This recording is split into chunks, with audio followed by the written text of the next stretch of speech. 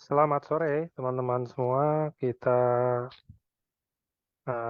seperti biasanya hari ini udah di Sabtu ya. Jadi kita akan eh, seminar, seminar kesehatan, seminar ya, seminar kesehatan kecil-kecilan lah ya. Ntar kita akan ada tanya jawab juga.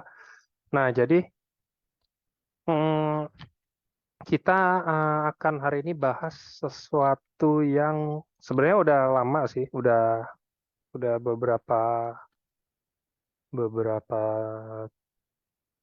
tahun lah, kita bilang beberapa tahun udah lewat sebenarnya. Lagi itu pandemi kan, pandemi COVID. Tapi yang hari ini kita mau bahas ini sebenarnya lebih spesifik ke arah sisa-sisa virus yang ada di dalam tubuh di era endemi ini. Era endemi ini maksudnya, jadi kita ini udah nggak ada ya. Sekarang kayak mungkin kalau teman-teman ke mall dulu kayaknya strict banget harus pakai masker, harus suhu tubuh nggak boleh di atas berapa gitu kan. Nah, tapi kalau sekarang kayaknya udah lebih lowong karena kita emang udah endemi. Emang lagi itu juga udah dibilang udah di eh, luar gitu gak usah pakai masker apa segala macam gak diwajibkan lah. Tapi kalau mau pakai masih boleh. Karena apa? Karena kita udah endemi, kita udah rata-rata semuanya udah divaksin. Jadi virusnya juga udah bisa dibilang udah nggak sebahaya dulu gitu ya. Walaupun mungkin masih ada menyimpan bahaya. Nah, hari ini yang kita mau bahas bukan COVID-nya, karena COVID-nya udah nggak ada. Hari ini yang kita mau bahas adalah sisa-sisanya, alias bangkai-bangkainya. Karena yang kita tahu, sering banget kita bahas juga, baik sama dokter hari ini, dokter Susi, atau mungkin sama dokter-dokter yang lainnya, kita sering bahas kayak, mungkin kita masih ada sisa-sisa virus. Makanya kenapa? Ini contoh pastinya, contoh nyatanya, kenapa mungkin setelah pandemi kemarin ada yang lebih sering kena flu. Mungkin ada yang lebih sering sakit, ya kan? Lebih sering masuk angin tuh. Biasanya kalau orang Indo kan demen kipas angin tuh, lebih sering masuk angin. Atau mungkin lebih sering radang tenggorokan, ya kan? Dikit-dikit badan gak enak, dikit-dikit nelen gak enak. Ada yang mungkin sering lebih lemes dibandingin dulu, mungkin harusnya. Biasanya saya olahraga nih, kerja pagi, habis itu malamnya olahraga, besoknya diulang kayak begitu terus, kuat-kuat aja. Cuman kenapa ya? Apakah sekarang ini kok saya nggak ini ya kayak pulang kerja tuh bawaannya capek maunya tidur apa padahal mungkin load kerjaannya sama dan lain-lainnya itu bisa mungkin beberapa faktor ada satu faktor kalau anak-anak zaman sekarang bilangnya udah tua gitu ya padahal nggak kayak nggak ngaruh-ngaruh gimana banget stamina itu jadi itu bisa aja jadi salah satu gejala di tubuh teman-teman semuanya ini masih nyimpen bangke ya, bangkai dari virus-virus yang ada sebelumnya. Mungkin saya nggak tahu, mungkin ada yang sebelumnya udah pernah kena COVID, mungkin masih ada sisa-sisanya, walaupun udah nggak seefektif dulu virusnya, tapi masih bisa menyebabkan itu semua. Apa sih yang kita harus lakuin untuk ngilanginnya? Bukan dengan dikremasi ya. Oh, bangkai itu nggak selalu dikremasi atau dikubur, teman-teman. Ini bangkai virus, kita ada cara tersendiri untuk menanggulanginya, untuk mencegah virus itu mengganggu kesehatan tubuh kita, yaitu salah satunya kan dengan makanan. Nah, yang akan kita bahas hari ini lebih ke arah makanan. Jadi, hari ini kita sudah kedatangan seorang dokter yang memang mendalami di bidang itu dan kebetulan selalu sering beliau bilang memang hobi masak juga, masak apa makanan sehat dan lain-lainnya juga. Jadi nanti mungkin teman-teman bisa tanya juga, oh dok, bagusnya saya konsumsi apa ya? Oh dok, lagi polusi begini nih, tapi saya juga mungkin dananya nggak banyak. Kira-kira konsumsi apa untuk keluarga saya yang biar keluarga saya tetap sehat, tetap energik dan lain-lain ya kan? Bisa semuanya tuh. Jadi hari ini kita akan bahas bangkai-bangkai virus yang mungkin masih sisa di dalam tubuh kita dan cara penanggulangannya yaitu dengan makanan kesehatan. Tentunya makanan kesehatannya nggak selalu saya bilang Subarasi, Utsukushi, dan lain-lain, tapi juga ada makanan-makanan kesehatan lain yang bisa teman-teman peroleh mungkin kayak di pasar atau beli di supermarket dan lain-lain. Oke, langsung aja. eh, kita sudah, aduh, udah hadir, dokter, sebentar.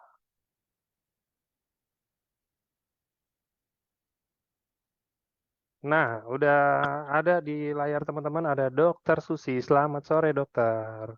Selamat sore semuanya. Ya, oke Baik, dok. Jadi kayak yang tadi saya bilang kan kayak kita hari ini akan bahasnya mungkin lebih ke arah makanan ya dok ya. Maksudnya makanan kesehatan baik itu yang suba, utsu atau mungkin makanan-makanan lainnya benar ya dok ya. iya benar. Jadi nanti kita akan bahas lebih lanjut tentang bagaimana sih mekanisme kok bisa setelah pandemi kita bisa mengalami gejala-gejala seperti yang tadi disebutkan oleh Pak Angga. Ya, lalu gimana sih cara kita mengatasi bila itu kita menggunakan makanan gitu ya. Oke, kalau gitu silakan dimulai dokter. Iya, baik. Terima kasih waktunya. Baik, saya akan mengirimkan dulu eh PowerPoint-nya. Ya, ya. Jadi mungkin selama ini kita mudah merasa lelah, ya, kemudian sakit, mudah flu pasca pandemi COVID, ya. Mungkin kita berpikir, ah ini sudah lama, nggak mungkin berhubungan begitu ya. Nah, akan tapi ada kemungkinan juga ada hubungannya. Nah, mengapa demikian? Nanti kita lihat di sini bersama-sama, ya. Saya sudah terlihat belum? Sudah dok. Ya, sudah berpindah ke bukan judul ya. Oh enggak, masih di judul, sorry. Oh, masih di judul. Sebentar. Berarti nggak usah saya slideshow. Yes. Ya, biasa aja dok di luarnya aja nggak apa-apa kok udah Ya, kelihatan. apa ya?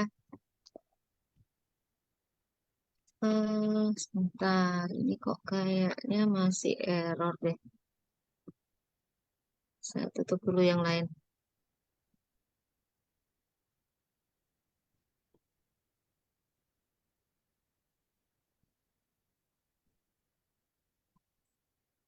Ya, sudah terlihat? Sudah. Mengapa setelah sakit COVID sekarang jadi mudah lelah, flu dan lain-lain? Ya, ya. Jadi mengapa setelah sakit sekarang kita loh kok hilang? Sebentar. Oke. Ya, mengapa setelah sakit COVID sekarang menjadi mudah lelah, flu, sakit, dan lain-lain ya. Bahkan ada juga yang berubah kepribadiannya juga ada ya, berubah kepribadiannya atau bahkan merasa lebih mudah pikun gitu ya, lebih mudah lupa atau merasa pusing. Nah, sebetulnya ini berkaitan dengan COVID ya. Jadi dulu saat kita COVID ya, eh di sini, aduh, sebentar ya saya terima telepon dulu ya. Maaf ini kok kayaknya. Maaf Pak, saya tuh baru baru webinar itu tadi pos RT 5. Nah, 4 rumah dari situ kanan jalan.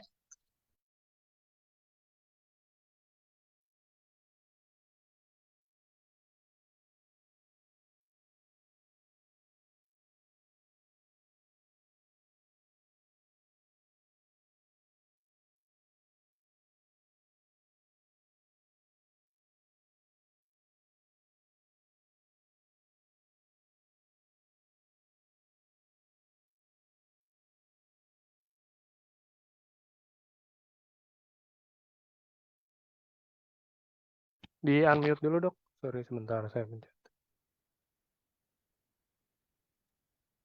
Yes, siap.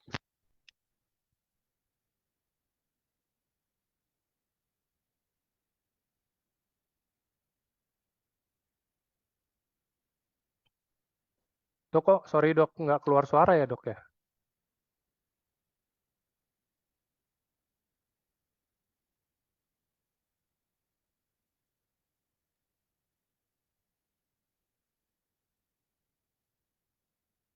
Iya suaranya nggak ada. Padahal udah di ini, udah mic-nya udah nyala harusnya.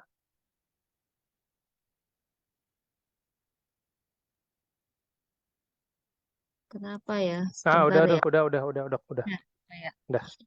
Ya, jadi pada orang-orang yang dia dirawat di rumah sakit itu ternyata biasanya mereka dirawat dengan gejala yang moderat dan berat. Nah, pada orang-orang yang demikian, ternyata diketahui dia mengalami beberapa kondisi seperti misalnya disbiosis pada usus ya. Jadi kita sering bahas itu ya tentang bagaimana ekosistem pada usus menjadi terganggu keseimbangannya yang disebut disbiosis. Nah, lalu juga adanya kondisi inflamasi yang terus-menerus. Nah, selain itu, karena adanya inflamasi yang terus-menerus itu, akhirnya apa?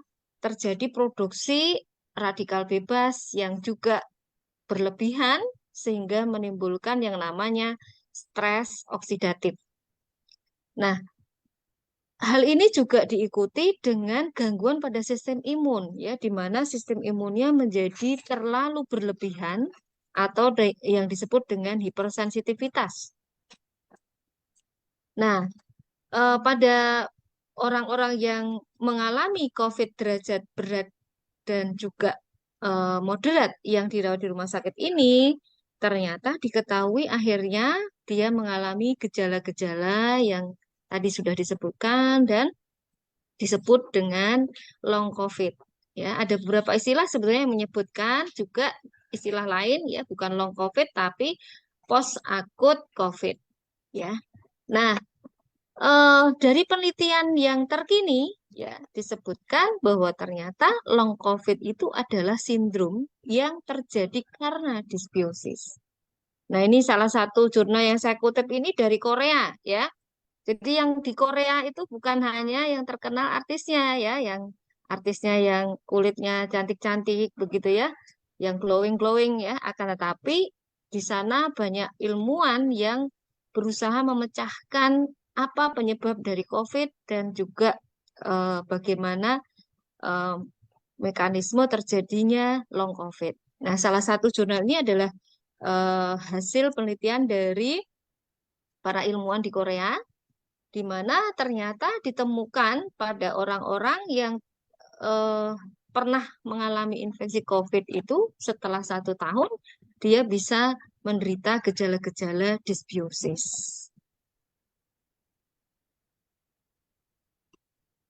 Nah, apa gejala long COVID? Ya, ini dari beberapa penelitian juga ya, di mana disebutkan bahwa oleh Huang misalnya 75% pasien yang dirawat karena COVID itu mengalami setidaknya satu gejala setelah 6 bulan.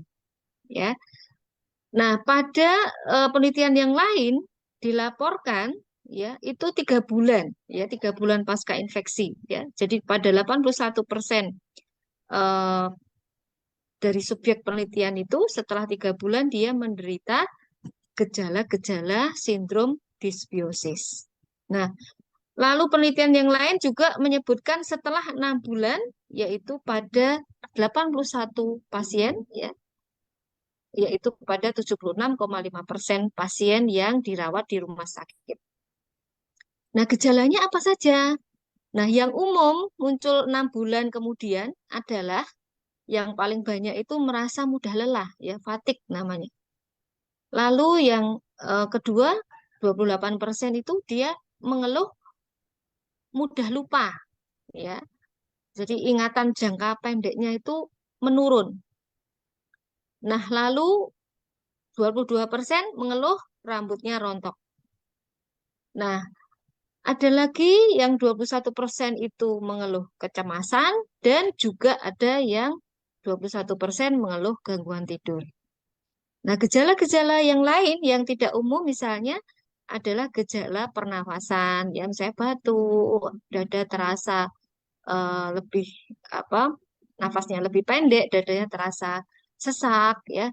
Kemudian gejala-gejala pencernaan ya, misalnya perutnya mungkin mudah kembung atau juga ada gangguan pada frekuensi BAB ya, baik itu diare maupun konstipasi ya. Lalu ada gejala yang lain seperti mata kabur, gejala-gejala seperti depresi ya, neuropsikiatri, kemudian dizziness, mudah pusing, jadi gangguan keseimbangan ya, gangguan keseimbangan tubuh. Jadi badan tuh gampang jatuh gitu ya rasanya. Nah, lalu sakit kepala dan juga mudah flu. Nah, ternyata dari beberapa penelitian dijumpai bahwa ini berkaitan dengan bakteri ya.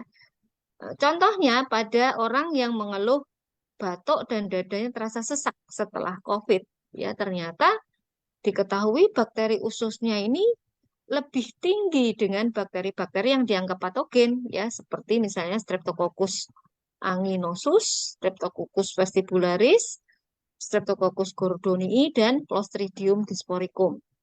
Nah, lalu gejala-gejala yang berkaitan dengan depresi tadi ya, cemas, gangguan tidur ya, gejala-gejala neuropsikiatri ternyata berhubungan dengan peningkatan bakteri Clostridium inoculum dan Actinomyces naesluni. Nah, lalu orang-orang yang mengeluh gampang kena flu ya, gampang terkena infeksi.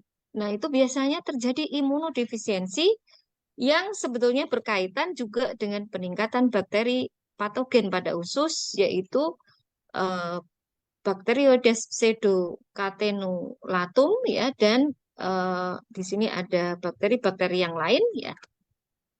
Dan ternyata banyak penelitian ya yang membuktikan bukti-bukti juga disbiosis ini mempengaruhi juga ekosistem pada paru-paru. Ya, jadi disbiosis pada usus itu juga akan mempengaruhi disbiosis pada paru-paru. Nah, ini beberapa contoh penelitian-penelitian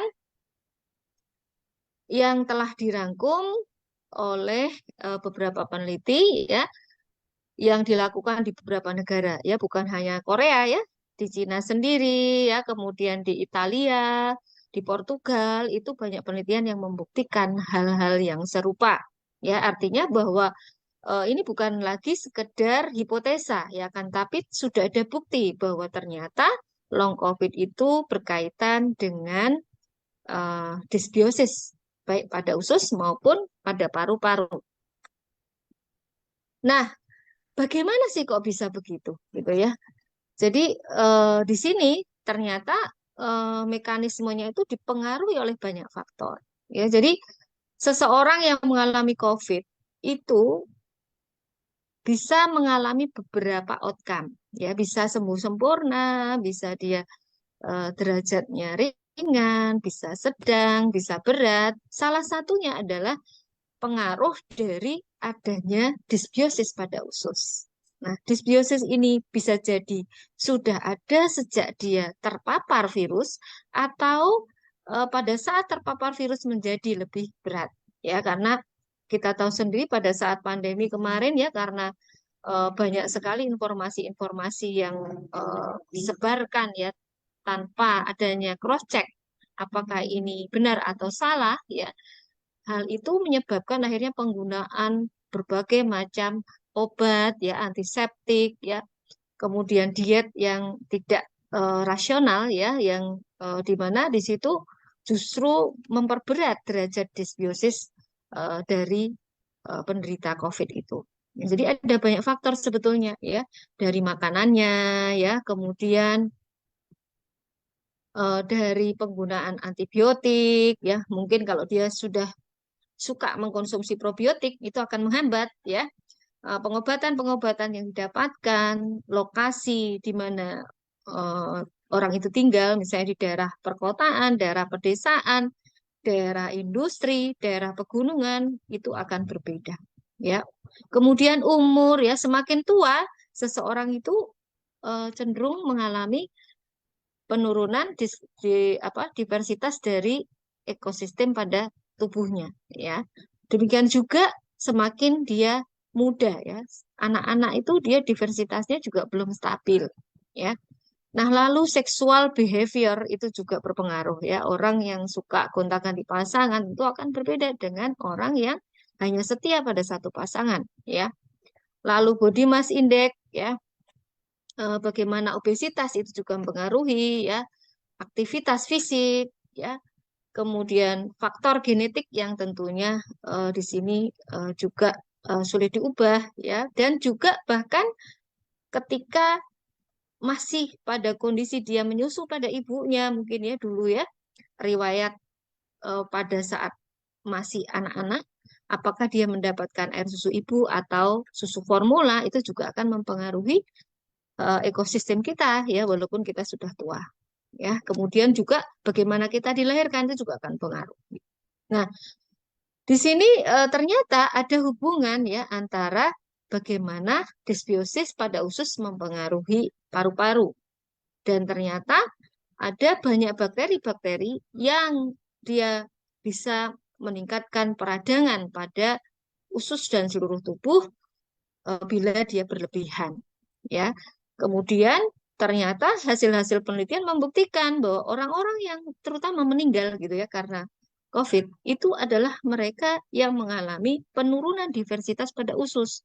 Ya, di mana di situ kondisinya lebih memungkinkan bakteri-bakteri yang bersifat fakultatif anaerobik itu untuk tumbuh dengan subur gitu ya.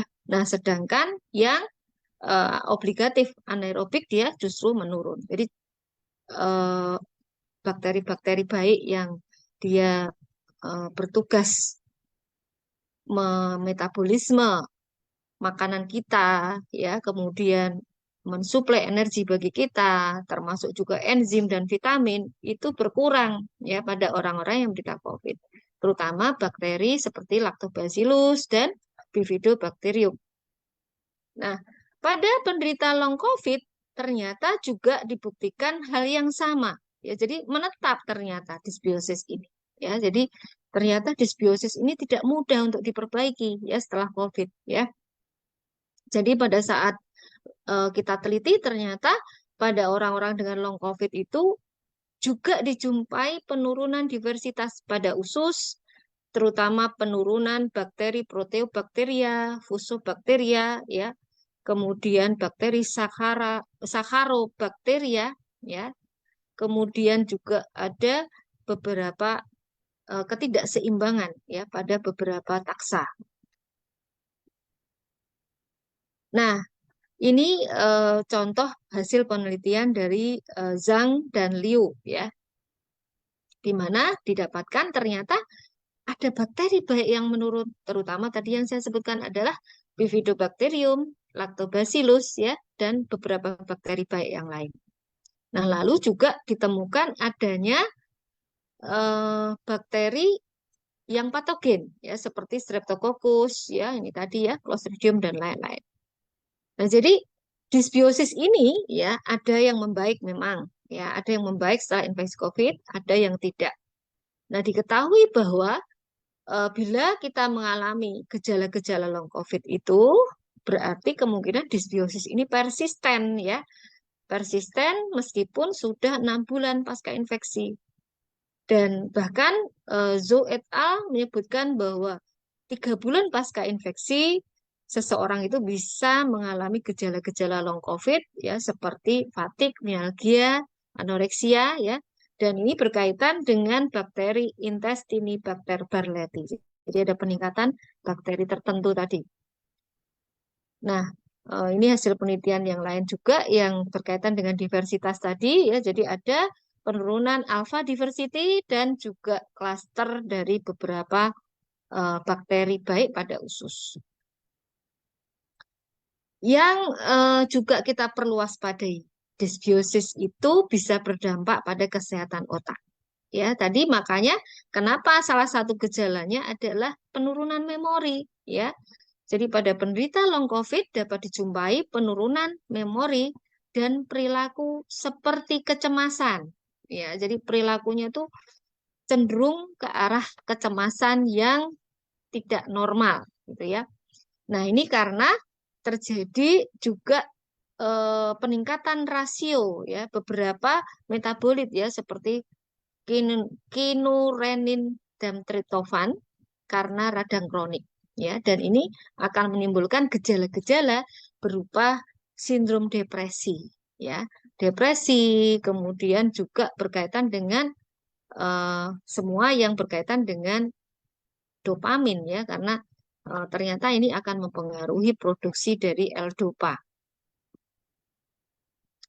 Nah, sekarang gimana sih cara mengatasinya?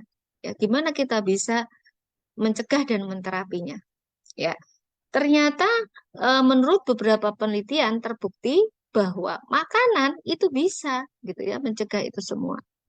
Lalu penggunaan probiotik, prebiotik, simbiotik, dan yang terakhir kalau memang benar-benar diversitas dari ekosistem itu rusak gitu ya, maka mungkin diperlukan yang namanya transplantasi mikrobiom. Ya walaupun transplantasi mikrobiom ini saat ini masih dalam taraf penelitian ya. Jadi menggunakan feses dari orang yang sehat. Ya diambil bakteri lengkap dari feses dari orang yang sehat lalu ditransplantasikan pada orang yang menderita long COVID ya.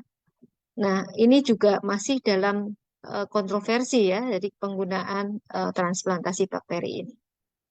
Nah, akan tetapi bukti-bukti yang kuat justru adalah dengan penggunaan makanan yang sehat tadi ya, terutama makanan yang kaya dengan serat berupa sayur-sayuran ya, lalu buah-buahan, lalu kacang-kacangan. Kalaupun kita menggunakan misalnya gandum, gunakan gandum yang whole grain ya. Kemudian fermented food ya, ekstrak dari tumbuhan ya seperti yang kita gunakan pada usukusi ya, itu ekstrak tumbuhan ya. Kemudian juga probiotik yang seperti kita gunakan misalnya ada Bifidobacterium ya, Lactococcus lactis ya, Lactobacillus ya. Karena memang diketahui bahwa itu yang banyak hilang ya. Nah, lalu juga menggunakan prebiotik ya. Biasanya yang digunakan bisa galaktosa ya, oligofruktosakarida ya, kemudian beberapa serat pangan yang lain ya. Nah, lalu simbiotik ini campuran antara probiotik dan prebiotik. Nah, bagaimana mekanismenya di mana semua yang kita makan itu sebetulnya adalah substrat dari bakteri. Kita tuh sebenarnya kalau makan tuh sedang berternak bakteri, ya.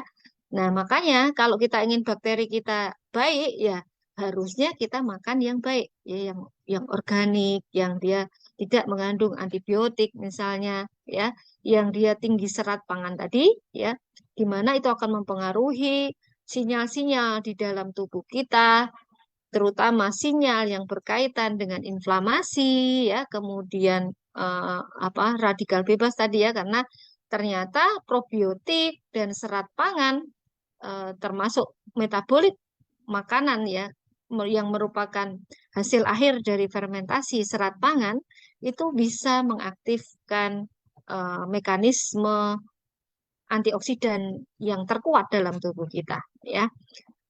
Nah, kemudian juga mampu mempengaruhi respon imun kita. Ya, jadi kalau kita mengkonsumsi serat pangan, ya, kemudian makanan yang kaya serat, bakteri baik, ya, dan ekstrak-ekstrak tumbuhan yang bermanfaat tadi, dia mampu menyeimbangkan ekosistem usus, ya, mampu merestorasi kembali, ya, sistem imun yang terlalu hipersensitif ya, sehingga sistem imun kita menjadi seimbang.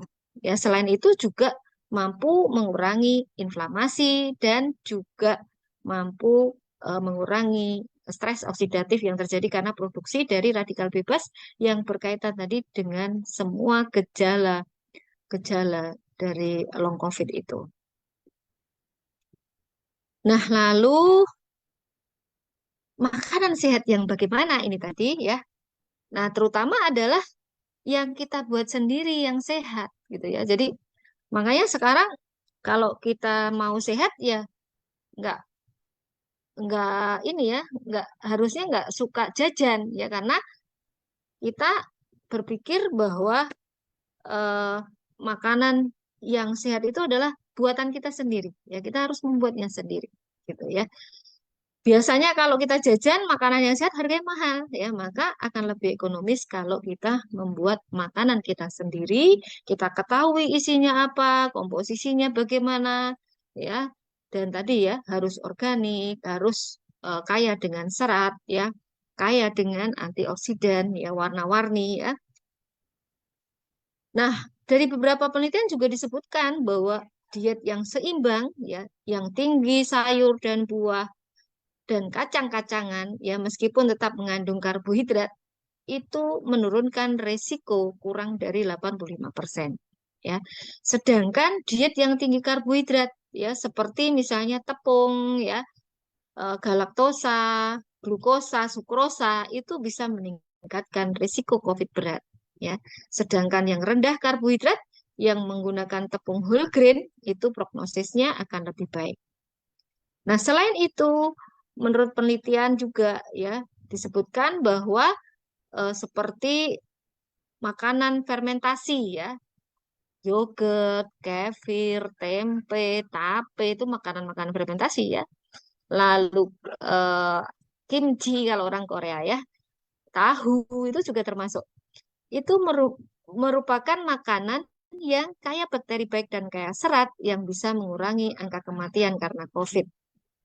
Nah, lalu juga ekstrak tumbuhan tadi. Ya, banyak ekstrak tumbuhan yang diketahui bermanfaat untuk bukan hanya mencegah ya, tapi juga terapi ya. Dan dia bisa menghambat masuknya virus ya. Selain itu juga bisa menghambat eh, mekanisme sinyal yang berkaitan dengan peradangan dan efek samping dari infeksi virus itu sendiri. Termasuk pembekuan darah.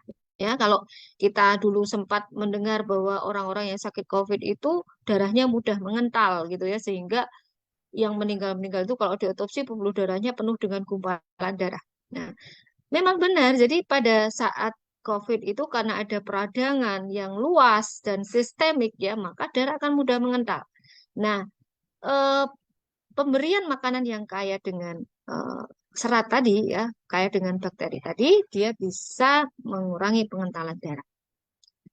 Lalu juga diet yang kaya dengan DHA dan EPA. Ini juga diketahui menghambat interleukin 6 dan masuknya virus ke dalam sel. Ya, maka setelah masa pandemi lewat pun kita harus tetap menjaga pola makan ini. Ya. Nah, lalu tadi yang saya bilang tentang metabolit bakteri. Salah satu metabolit bakteri yang penting yang berasal dari fermentasi makanan yang kita makan. Ya, jadi kalau kita makan tuh sebenarnya nanti usus kita itu menjadi bioreaktor. Ya, bioreaktor dari bakteri-bakteri baik yang dia akan difermentasi dan diubah menjadi metabolit. Salah satunya yang disebut short chain fatty acid ya atau disingkat SCFA.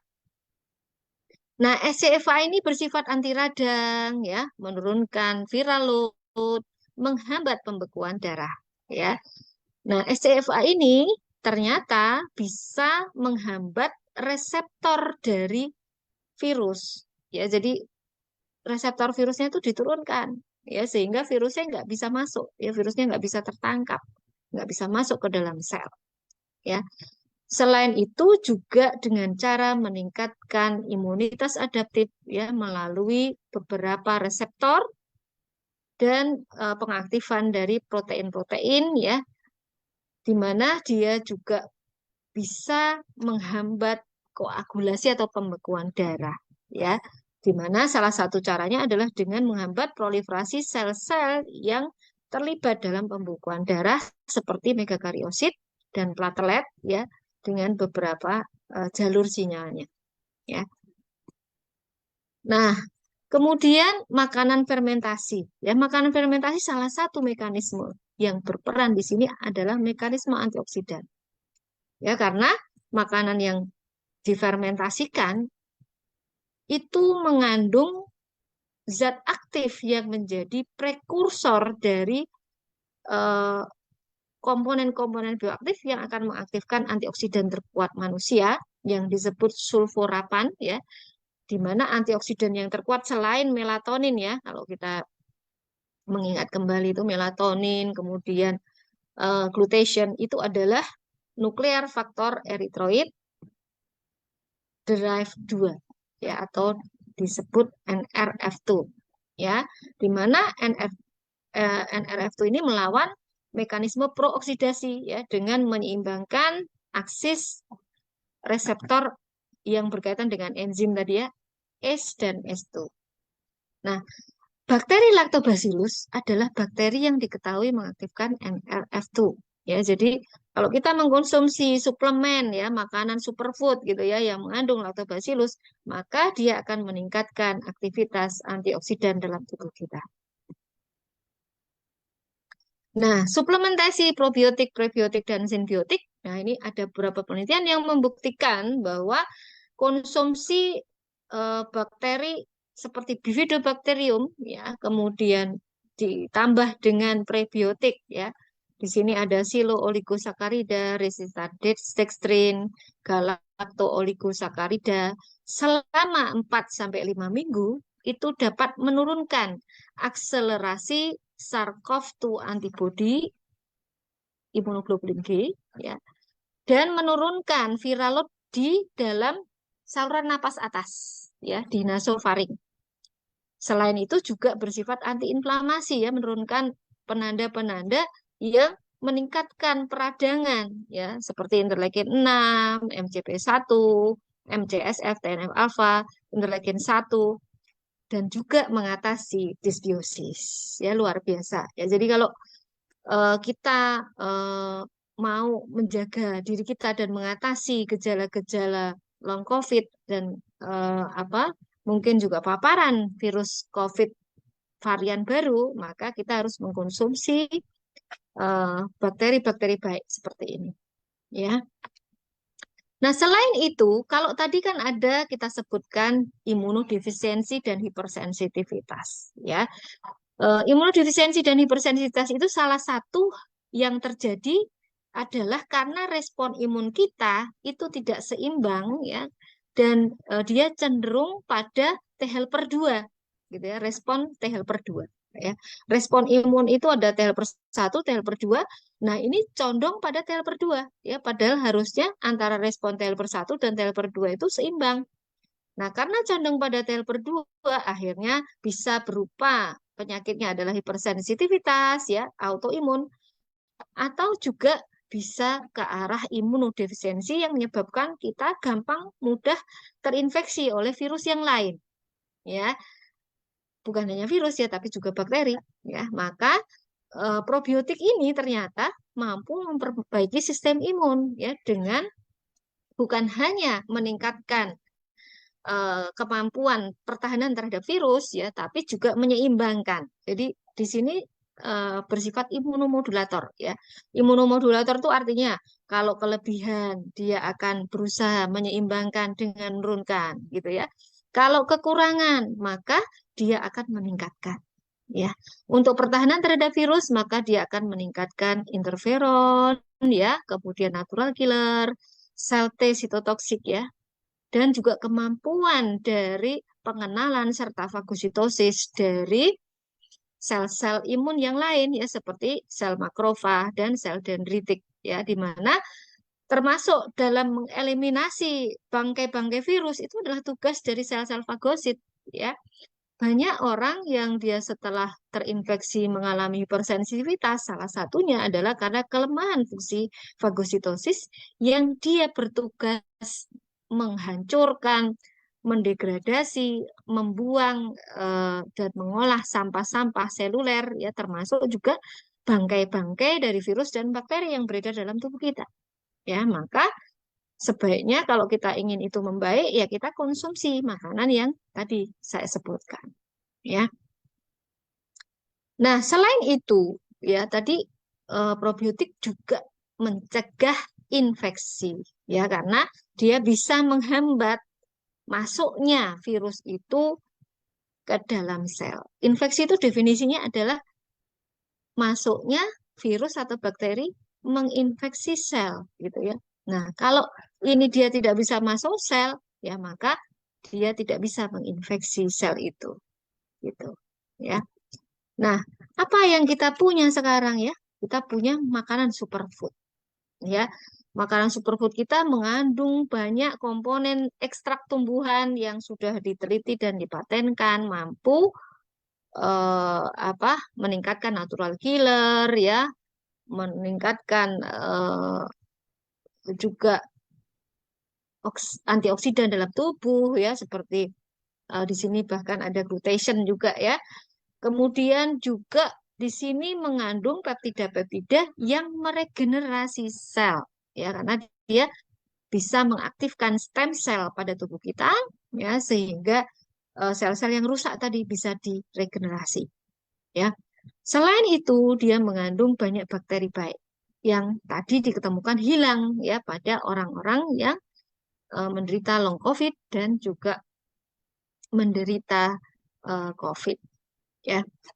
Di sini ada Lactococcus lactis ya, lactic acid bacteria dan Bifidobacterium longum ya. Dan sekarang ini banyak juga teknologi vaksin yang menggunakan Bifidobacterium longum dan Lactococcus lactis sebagai bakteri baik pembawa protein dari virus ya. Nah, yang menarik dari usukusi gold ada tambahan satu yaitu black garlic ya, di mana black garlic ini mengandung zat aktif yang dia bersifat detoksifikasi dan juga bersifat eh, apa antioksidan, antibakteri yang berkaitan dengan bakteri-bakteri patogen tadi. Ya, karena kita ketahui bahwa long COVID tadi berkaitan dengan peningkatan bakteri-bakteri patogen ya. Maka kalau kita ingin menggunakan antibiotik alami, ya ini salah satunya yaitu black garlic ya. Black garlic itu apa? Black garlic itu adalah eh, eh, bawang ya, bawang putih yang dia sudah difermentasi ya. Di mana setelah difermentasi maka dia akan berwarna kehitaman. Ya, maka itulah disebut black garlic. Ya. Ya, mungkin itu yang bisa saya sampaikan pada webinar kali ini. Kita masuk saja pada sesi tanya jawab. Silakan Pak Angga dipandu tanya jawabnya.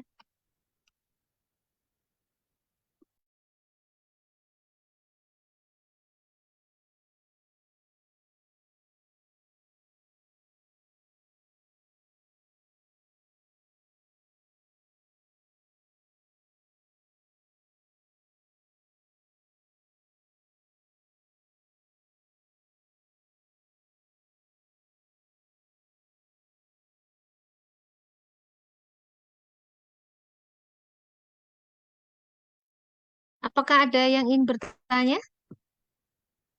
Silakan bisa langsung maupun di kolom chat ya. Bapak Muhammad Radien, ya, ya. Silakan Pak Radien.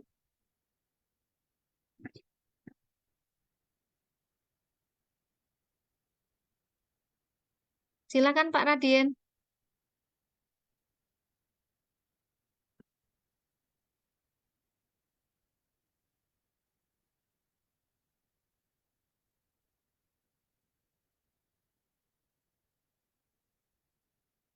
Silakan bila ada yang mau bertanya, silakan Pak Radien.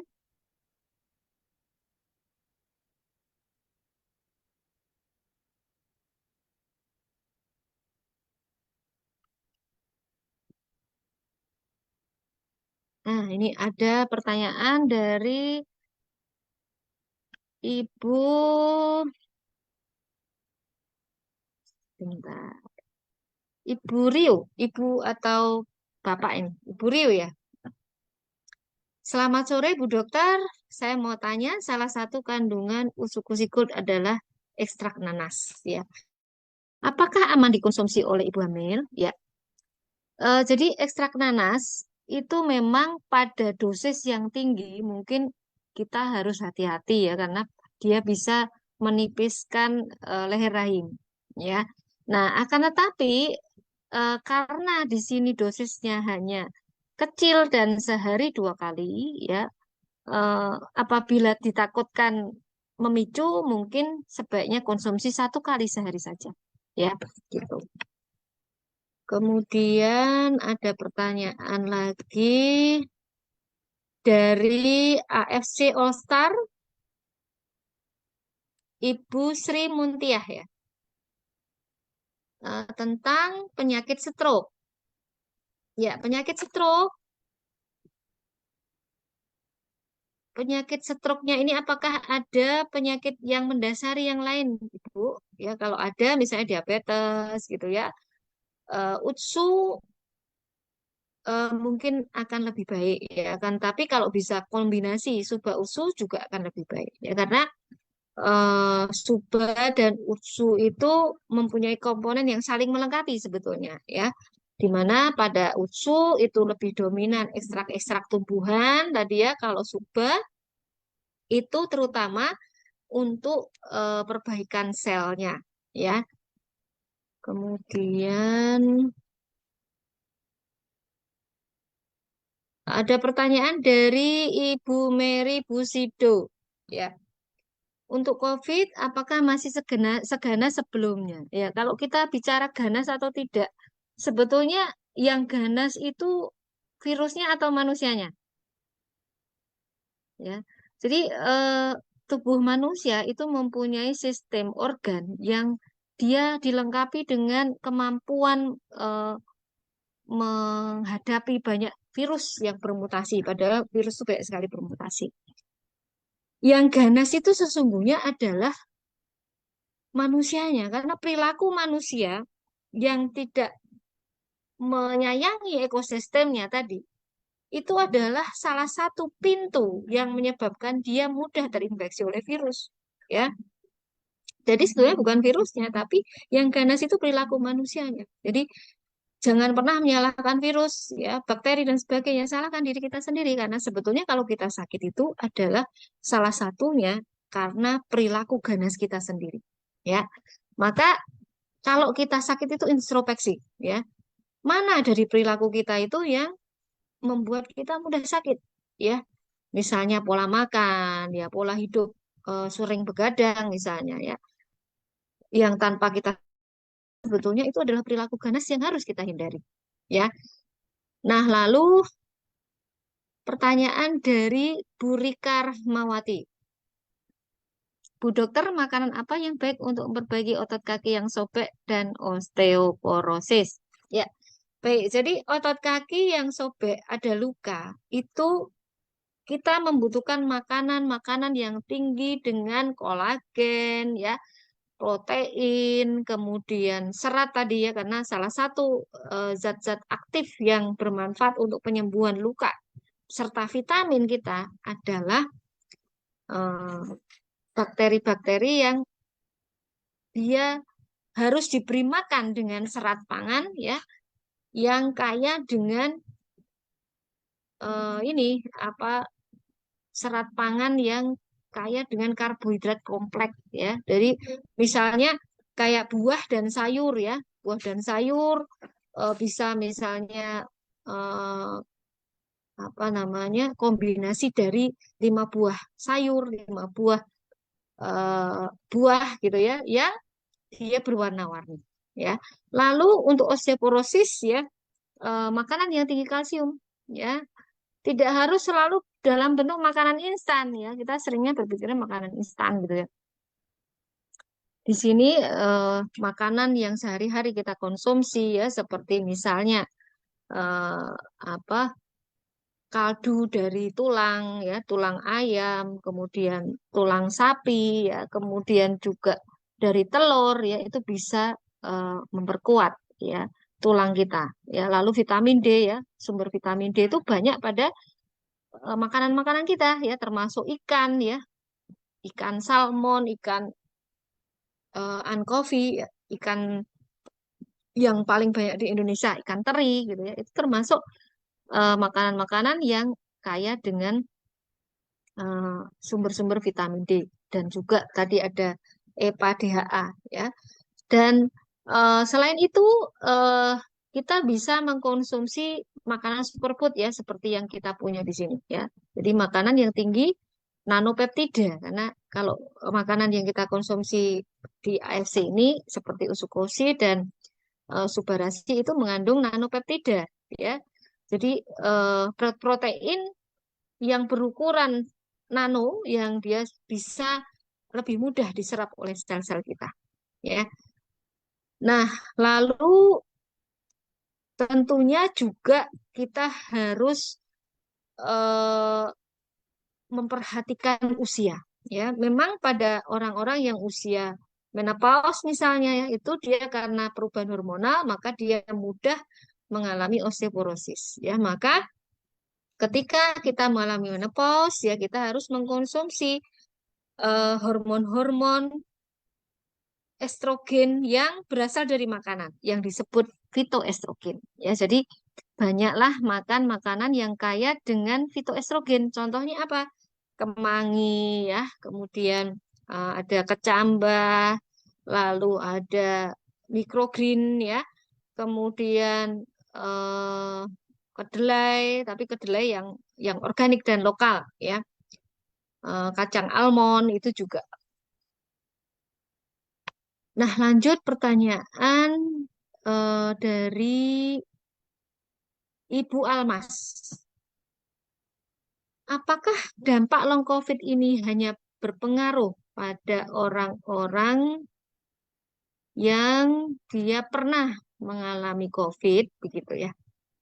Ya, kalau kita bicara disbiosis, ya, disbiosis itu tidak hanya mengenai orang-orang yang terkena COVID, ya.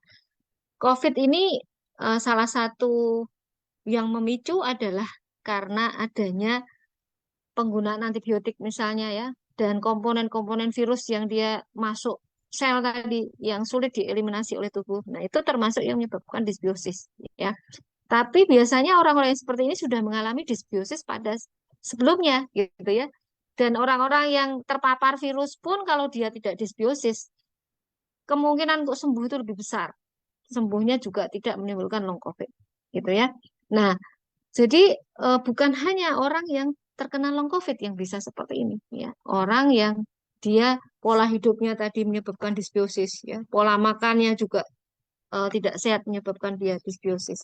Bahkan kalau kita menggunakan eh, kosmetik atau juga sabun misalnya yang tidak ramah dengan mikrobiom kita, kita juga sebetulnya sedang membuat tubuh kita mengalami disbiosis, ya. Jadi tidak hanya orang-orang yang menderita long COVID. Next, pertanyaan dari sebentar.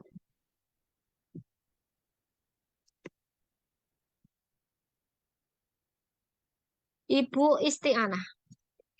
Bu dokter, saya mau tanya bagaimana penjelasan ilmiahnya untuk SOP, subarasi, dan usukusi yang bisa membantu penyembuhan pengapuran sendi. Oh ya, pengapuran sendi, ya. Sendi yang mengalami penuaan, ya, itu salah satunya terjadi karena penurunan fungsi sel dalam membuat dan memproduksi minyak sendi dan juga penurunan bantalan dari sendi, kerusakan bantalan sendi yaitu kolagen, ya. Nah, subarasi dan usukusi ini dia salah satunya meningkatkan regenerasi sel, ya. Sel-sel yang melapisi sendi tadi yang bertugas memproduksi minyak tadi, ya, kemudian dia memproduksi kolagen tadi.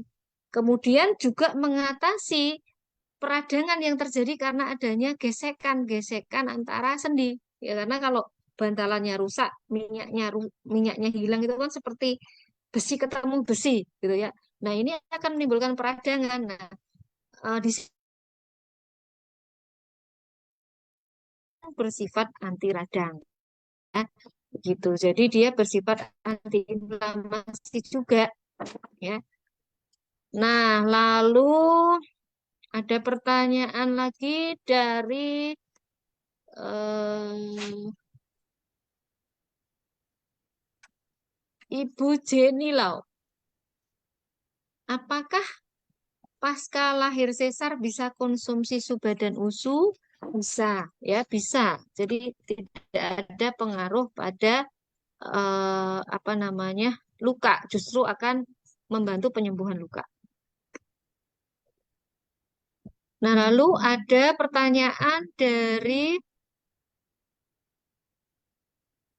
Bapak Win apa Ibu Win ya, apakah bakteri-bakteri baik tadi masih bisa hidup dalam suplemen kemasan yang sudah melewati berbagai macam proses di pabrik?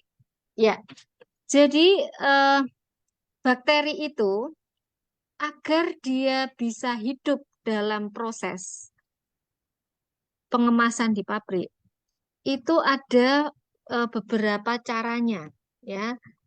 Kemudian juga agar dia bisa hidup dan tahan dalam lambung ya, karena bakteri-bakteri yang hidup di usus itu ada yang tidak tahan dengan asam lambung ya. Maka kalau yang dilakukan pada produk-produk kita itu adalah dengan cara melapisi ya bakteri itu dengan yang namanya nanoliposom ya, dengan semacam apa di coating gitu ya, di coating atau dilapisi dengan liposom ya, dengan harapan itu akan meningkatkan bioavailabilitas dari suatu produk. Nah, makanya dalam eh, SOP produksi itu ada yang namanya Q&A ya. Q&A itu quality control ya, untuk menjaga eh, apa kualitas dari suatu produk ya. Jadi ada SOP-nya ya, dan hal ini juga nanti akan diaudit ya dalam proses pengeluaran izin edarnya ya. Selain itu ya, memang sebaiknya kita mempelajari satu produk itu adalah dengan mencari tahu apakah produk ini sudah pernah diteliti ya, karena dari penelitian ini kita tahu oh ternyata ya dia eh, mengandung bakteri yang ternyata sudah mati gitu ya, bukan bakteri yang eh, masih hidup. Nah, dan beberapa produk memang dipasarkan sengaja dia diinaktifkan, jadi tidak dalam kondisi dia aktif ya, walaupun dia sebetulnya hidup ya. Inaktif itu artinya apa? Dia tuh dorman ya, dia hibernasi ya, bukan dia bukan aktif, karena kalau metabolisme aktif dia akan menghabiskan makanan ya, karena dia kan makan ya.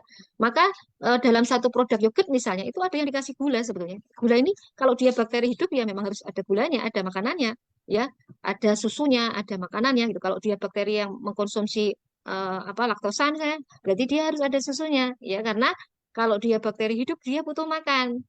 Karena kalau makanannya habis dia bisa mati. Ya, maka beberapa kita ketahui yogurt itu juga mengandung gula, ya. Tapi sebenarnya tidak masalah asal gulanya ini juga tidak kita konsumsi secara berlebihan. Jadi konsumsi yogurt itu juga kalau berlebihan juga akhirnya juga akan menambah apa ya, kalori ya, karena gulanya tadi ya.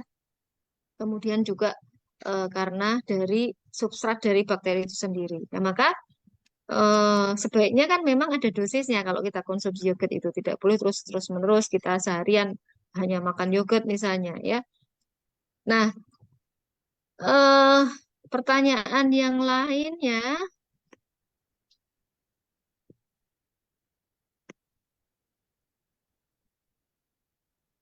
ada dari Ibu Yuni Roksi ya. Ada pasien laki-laki usia 45 tahun sakit kista, ambeien eksternal BAB, ambeien eksternal, oh hemoroid eksternal maksudnya ya. BAB keluar, BAB keluar darah, ginjal juga kreatininnya 11. Oh ya, jadi sudah banyak sekali problematikanya. Ya, kalau kita lihat di sini mungkin juga ada disbiosis ya, jadi ada konstipasi, akhirnya terjadi ambeien ya. Ini juga ada gangguan metabolisme, karena kalau ada disbiosis itu dia akan meningkatkan endotoksemia ya. Endotoksemia dan juga akhirnya mempengaruhi fungsi hati, fungsi ginjal ya.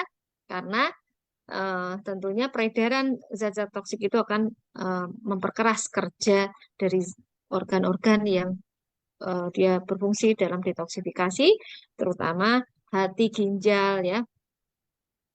Nah, takarannya dimulai saja dari 1 unsu gold ya, lalu 1 suba pada malam dan pagi hari ya.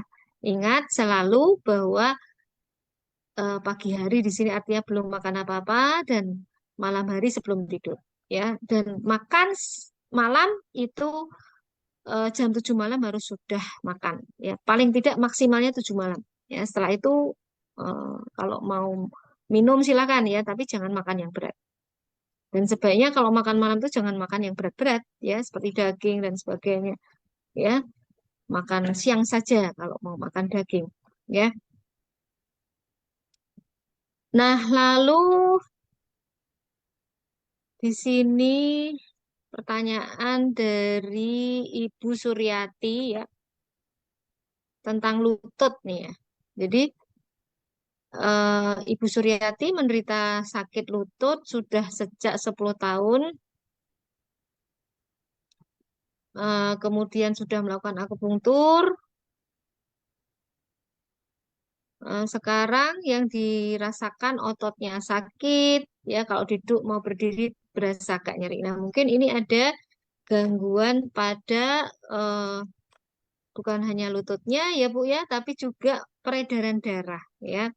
Jadi mungkin pembuluh darah mungkin ada varises. Nah, itu harus dicek dan insya Allah ya Bu dengan meminum ya makanan superfood seperti usus dan subarasi itu akan membantu pengobatan. Ya karena tadi ya dia mengencerkan darah, meregenerasi sel, dia bersifat anti radang, memperbaiki usus ya karena salah satu yang meningkatkan kemudahan kita terkena penyakit degeneratif seperti ini adalah karena adanya stres oksidatif ya karena peredaran radikal bebas yang banyak di dalam tubuh kita ya. Kemudian pertanyaan dari Ibu Wiwi. Anak usia 12 tahun menderita epilepsi karena ada pengapuran pada otak ya.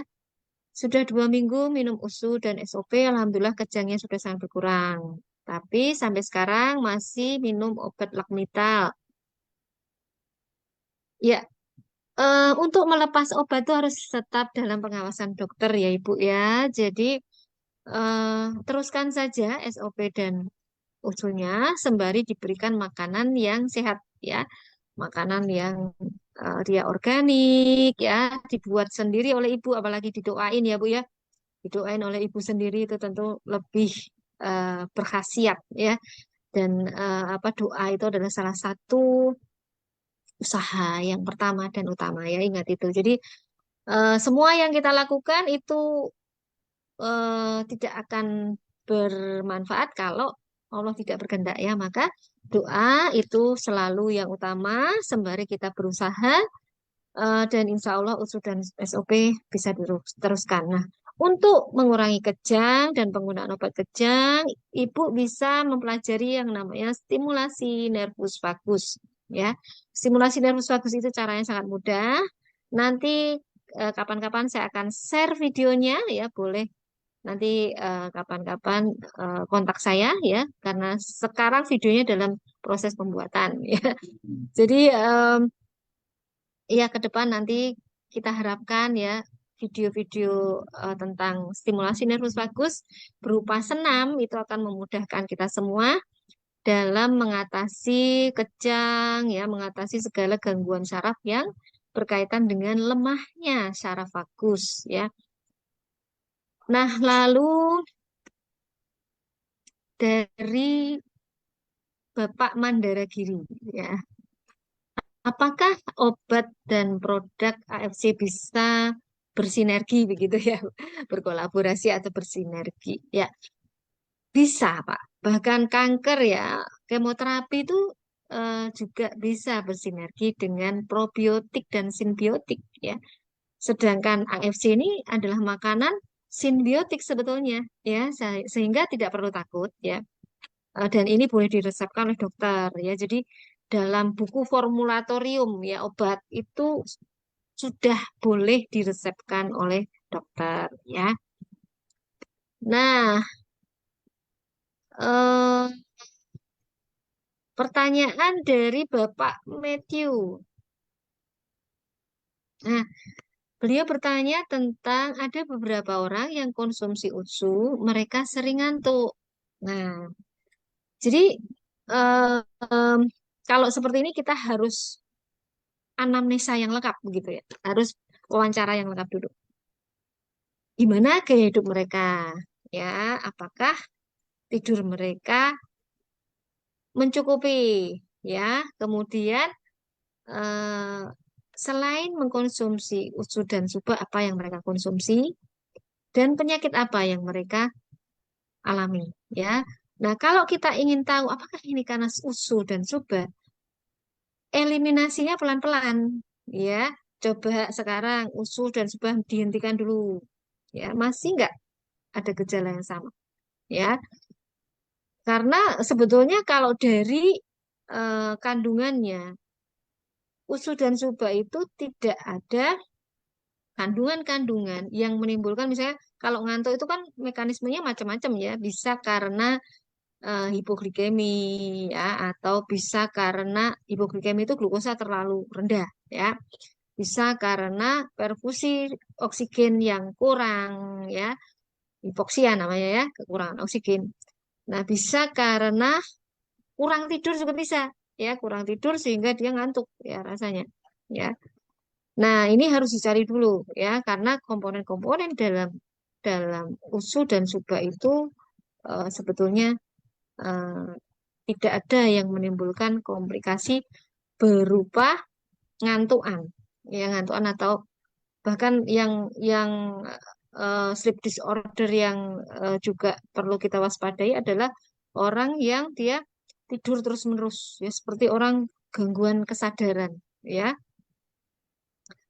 Eh, Nah, ini biasanya terjadi pada orang-orang yang mengalami eh, shock septic. Ya, shock septic itu peredaran translokasi bakteri yang berlebihan, ya, sehingga menimbulkan peradangan, yang menimbulkan akhirnya gangguan tidur yang dia seperti eh, apa tidur yang lama seperti orang ya penurunan kesadaran. Ya, pertanyaan dari Bapak atau Ibu Bosko ini ya. Dok, kalau SUBA atau USU bila dikonsumsi oleh seseorang yang mempunyai alergi terhadap air teh, debu, seafood, bagaimana dampaknya dan bagaimana takaran konsumsinya? Ya, ya jadi kalau kita mempunyai alergi pada seafood, ya memang kita harus sedikit hati-hati karena dalam komponen USU dan SUBA ada kandungan peptida dari ikan. Ya, nah cara untuk mengurangi alergi terhadap usus dan suga kalau kita mempunyai hipersensitivitas terhadap seafood adalah dengan cara mengkonsumsi dosis rendah ya, diselang-seling ya. Jadi dosis rendah nanti hari ini konsumsi gitu ya, nanti coba lagi 2 hari konsumsi ya. Ada gejala nggak? Kalau ada hentikan dulu, nanti ulangi lagi seminggu lagi. Ya dosis kecil. Dosis kecil berulang, berulang, berulang. Itu namanya terapi desensitisasi ya. Jadi kalau kita ingin mengurangi alergi terhadap sesuatu pun begitu ya. Jadi dengan pemberian low dose tapi pelan-pelan gitu ya, dengan jangka waktu yang diberi tempo ya, itu adalah metode desensitasi untuk mengurangi alergi ya. Nah, lalu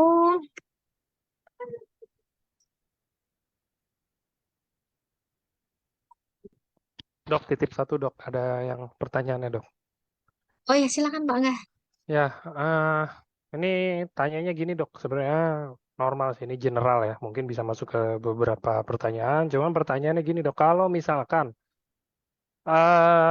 ini produk ini kan natural dok, kita emang bukan klaimnya natural sih, emang aslinya natural kan. Tapi ada yang tanya gini Ya, dok, kalau misalkan kita mau konsumsi, tapi kita kadang-kadang ada takut karena kita mungkin udah ada konsultasi ke dokter dan lain-lain, udah beli obat segala macam, terus kita makan obat juga, apakah kita bukan apakah boleh, kalau boleh tetap pasti boleh karena kita makanan. Cuman pertanyaan mungkin apakah efektif produk kita ini kalau misalkan let's say kita bilang dilawan sama obat lah dok. Maksudnya kita konsumsi obat, habis itu nggak diselangin waktu, kita langsung konsumsi Suba Utsu atau apa. Itu kira-kira mana yang efektif? Apakah Suba Utsu menang atau Suba Utsu yang kalah sama obat? Ya, jadi eh, kalau diberi jarak itu akan lebih baik ya sebetulnya ya untuk mengatasi itu. Beri jarak aja kurang lebih 2 jam. Ya, 2 jam karena kalau itu bersatu di dalam lambung ya, karena 2 jam itu sebenarnya waktu pengosongan lambung ya. Bersatu bersama dalam lambung kalau itu antibiotik maka tentu dia akan mengurangi efektivitas ya. Jadi eh, sebaiknya beri jarak 2 jam ya. Kemudian juga kalau misalnya itu ada antibiotik berarti kita harus tingkatkan dosis ya dari usuk dan suba ya karena tentunya ya antibiotik itu akan membunuh bakteri ya, membunuh akan bukan hanya bakteri yang patogen tapi bakteri yang bersifat baik juga ya. Maka memang ya penggunaan antibiotik itu kita harus kritis ya. Jangan juga sebagai konsumen tuh terus kita nerima saja kalau dokter meresepkan antibiotik ya. Sekarang ini sudah ada juga konsensus tentang penggunaan antibiotik sehingga dokter tuh nggak boleh meresepkan antibiotik tanpa ada bukti di situ sensitivitas ya bakteri dan juga uji eh, bakterinya. Ya, jadi eh, apa namanya kita sebagai pasien pun harus tetap kritis ya, jangan sampai kita mendapatkan terapi antibiotik yang irasional tadi ya. Nah, lalu pertanyaan dari Ibu Mary. Tadi masalah fitoestrogen ya, Ibu ya. Ya, oh ya sudah. Tadi sudah terjawab ya. Ibu Katrin. Ibu Katrin bertanya tentang anak pasca tipes ya, keluar rumah sakit 30 September, bed rest di rumah 3 minggu. Sekolah hanya seminggu, tapi drop lagi. Perutnya sempat sembelit, jadi drop lagi. Sebelum minum AFC, suhu bisa sampai 3,9, pernah juga 37,5. Kalau berdiri pusing, duduk pusing, ketawa sedikit batuk, asma, pernah mandi tidak duduk menggayung ke ember ke ember, posisi ruku, berdiri lalu, tiba-tiba pusing. Sekarang sudah minum 2 minggu AFC, USU yang dibanyain daripada Suba lumayan enakan karena hal di atas tidak dirasa lagi.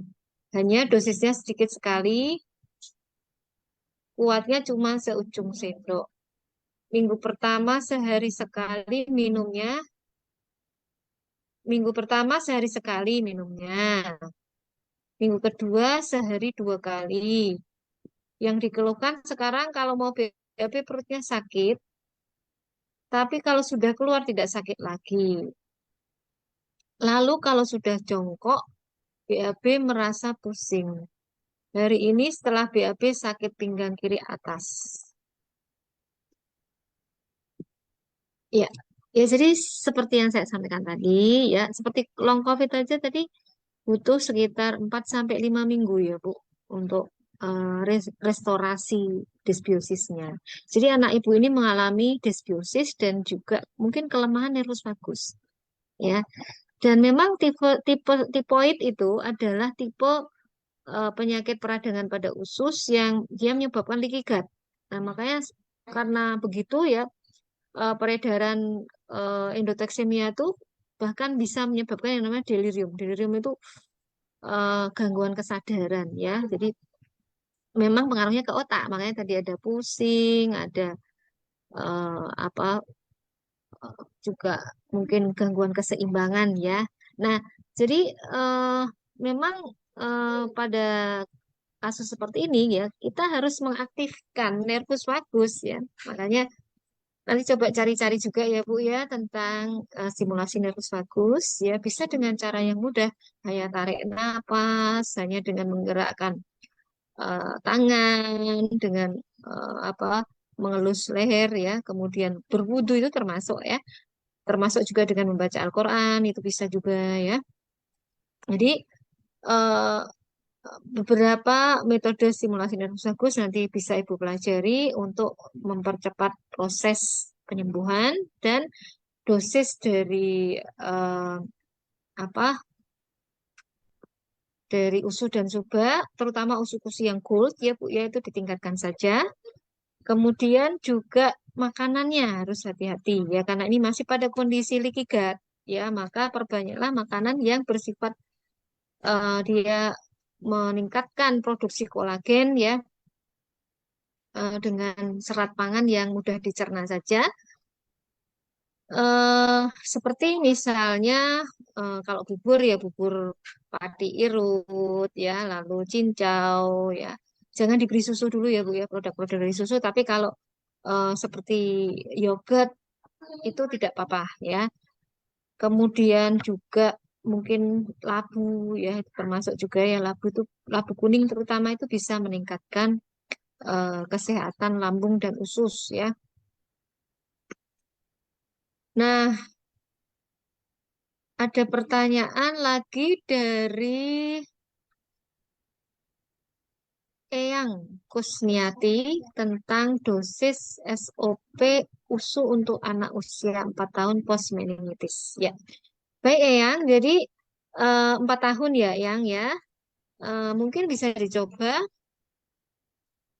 1 sendok teh ya, 1 sendok teh 2 kali sehari ya, pagi dan malam hari.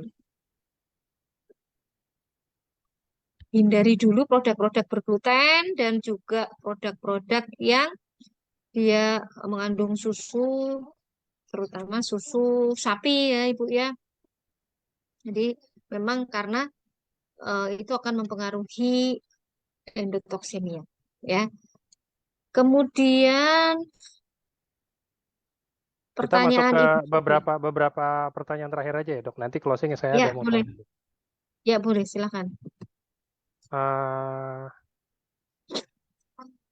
ini juga pertanyaan lumayan sering ditanya, Dok. Apakah kalau konsumsi Suba dan Utsu benar ada healing crisis? Healing crisis itu kan proses penyembuhan ya bilangnya. Emang beneran ada gitu atau sebenarnya nggak ada ya? Itu mindset aja gitu loh. Karena saya udah konsumsi Utsu Suba terus saya ada terjadi sebuah sebuah gejala atau apa kayak begitu, kita nganggapnya kayak Jalan oh ya negatif ini. gitu ya. Iya, anggapannya kan biasa orang-orang kan antara dua, Dok. Antara kalau kita udah konsumsi Suba Utsu ada dua nih. Antara misalkan kita negatif kayak aduh, saya konsumsi usus suba malah jadi pusing, gula darah saya malah jadi naik. Ada orang satu lagi, oh ya nggak apa-apa, saya konsumsi usus suba, gula darah naik, terus saya jadi pusing. Ini healing crisis, ini proses penyembuhan untuk kesehatan yang lebih baik ke depan. Emang bener ada dua itu, ada healing crisis atau enggak sih, Dok? Ya, sebetulnya kalau melihat mekanisme kerjanya, detoksifikasi itu kan yang terjadi pada usus dan suba itu melalui mekanisme yang bersifat intraseluler ya. Jadi sebetulnya eh, kalau berupa perubahan metabolisme yang sampai meningkatkan glukosa darah malah justru enggak ya. Itu mungkin justru yang perlu kita evaluasi adalah eh, apakah pada saat mengkonsumsi ini tuh ada perubahan pola makan dan pola hidup yang membantu, yang bersifat sinergi ya. Dan apa kalaupun ada proses istilahnya yang berkaitan dengan tadi mekanisme apa healing tadi ya, itu eh, berupa peningkatan sensitivitas ya, karena kan dalam proses regenerasi, bahkan kalau misalnya autofagi yang dipicu oleh misalnya kita puasa ya, intermittent fasting, autofagi itu meregenerasi sel. Nah, proses regenerasi sel ini akan menyebabkan akhirnya ada kecenderungan kita lebih sensitif ya, lebih sensitif terhadap bahan pangan yang mungkin tadinya kita nggak alergi gitu ya. Maka pada proses regenerasi ini ya kita harus berhati-hati menyeleksi makanan ya. Jangan konsumsi makanan-makanan yang kira-kira bisa memicu peradangan, ya bisa memicu kita lebih sensitif terhadap makanan itu, apalagi kalau kita sudah ada riwayat misalnya terhadap seafood misalnya, gitu ya. Maka pada proses healing ini mungkin kita perlu juga melakukan semacam intermittent fasting gitu ya, dan detoksifikasi yang dibantu dengan metode pengeluaran pengeluaran racun yang lain ya, misalnya dari kulit ya, karena racun itu dia dikeluarkan kadang harus dikeluarkan melalui kulit ya. Nah, karena harus dikeluarkan dari kulit, kita harus exercise yang mengeluarkan ini ya, mengeluarkan keringat. Jadi nggak cukup hanya mengkonsumsi ini terus kita nggak mau aktivitas, terus kita merasa wah ini sudah superfood kok, jadi nggak perlu kita beraktivitas. Perlu ya, karena detoksifikasi itu membutuhkan cara untuk mengeluarkan ya, dengan berkeringat ya, dengan kita misalnya melakukan, kalau nggak bisa misalnya kita berkeringat ya, kita melakukan sesuatu yang bisa mengeluarkan keringat ya. Contohnya hanya dengan misalnya tidak menyalakan AC lah ya sementara ya, karena kalau kita di tempat yang AC kan juga akhirnya kita nggak mengeluarkan keringat ya. Kemudian mungkin kita dengan sauna gitu ya, dengan mandi sauna, atau dengan misalnya berjemur sebentar, itu juga bisa mengeluarkan keringat. Ya, itu merupakan salah satu metode untuk mengurangi efek detoksifikasi yang dia harus dikeluarkan. Ya, karena memang kalau seperti black garlic itu kan dia mekanismenya itu semacam melalui bioremediasi yang ada kalanya zat-zat yang diikat itu dia harus dikeluarkan melalui apa, saluran-saluran limfe ya. Saluran limfe itu dia mengendapnya di misalnya di kulit gitu ya. Nah, maka harus ada mekanisme supaya terjadi limfatik drainase yang baik. Kemudian kalau yang dari ginjal ya kita harus minum banyak ya, karena ginjal mengeluarkan racun itu dengan cara eh, melakukan pengeluaran urin ya, mengeluarkan urin ya. Jadi kita harus minum banyak pada saat itu. Nah, kemudian juga dari BAB ya. Dari BAB kita bisa membantu dengan misalnya mengkonsumsi makanan-makanan yang berlancar BAB ya, jangan menahan defekasi ya, jangan menahan BAB. Kita harus mengkonsumsi makanan yang berlancar BAB. Misalnya kayak apa? Pepaya ya. Lalu kalau kebiasaan saya kopi ya. Jadi kalau kalau saya sendiri, saya pribadi yang saya praktekkan adalah menggunakan detoksifikasi melalui minum kopi. Ya, minum kopi sehari saja, yaitu pagi hari jam 8 pagi tanpa gula. Itu pasti lancar BAB-nya. Ya. Tapi kalau sudah ada, misalnya tadi ya, habis tipes ya jangan. Ya, habis tipes sebaiknya carilah metode-metode yang lain yang dia tidak punya efek iritatif ya terhadap lambung maupun pada usus ya. Nah, apakah ini sudah menjawab, Pak Angga? Sangat menjawab. Aman. Ya, Oke, siap. Terima kasih. Itu kayaknya sebagai penutup untuk seminar kali ini aja, Dok, nggak apa-apa. Karena kayak pertanyaan kalau banyak banget kan, kalau mau dijawabin satu-satu ya bisa aja, cuman lama benar. banget ya kan? Ya, lama. Jadi pertanyaan yang lain mungkin nanti bisa ditanyakan pada webinar berikutnya. Yes, Ya, tentunya setema ya, karena kalau ini betul. sekarang kan kita bahas baru tentang long COVID dan dysbiosis ya. Yes. Ya, Oke, kalau gitu. Jadi setema tenang aja teman-teman. Nanti tema ini akan diangkat terus karena kan kita mendekati nanti 6 Desember ya. 6 Desember ini kan ada Utsu Gold segala macam gitu, mulai mulai di mulai dipasarin dan lain-lain, ya kan? Jadi kita akan bahas ini terus. Pastinya nanti sama dokter-dokter dari AFC salah satunya nanti pasti ada Dokter Susi, ya kan? Nah, jadi uh, terima kasih teman-teman semuanya. Mohon maaf sekali lagi kalau yang pertanyaannya mungkin tidak bisa terjawab hari ini. Jangan jangan marahin saya, ya kan? Karena memang waktunya terbatas, teman-teman. Mohon maaf. Nah, terima kasih juga untuk Dokter Susi untuk waktunya di tengah kesibukan ya, Dok ya. ya sama-sama. Oke, kalau gitu. Selamat Terima kasih. beraktivitas ya semuanya. Jangan lupa menjaga kesehatan, makan yang sehat, jangan lupa bahagia ya. Oke.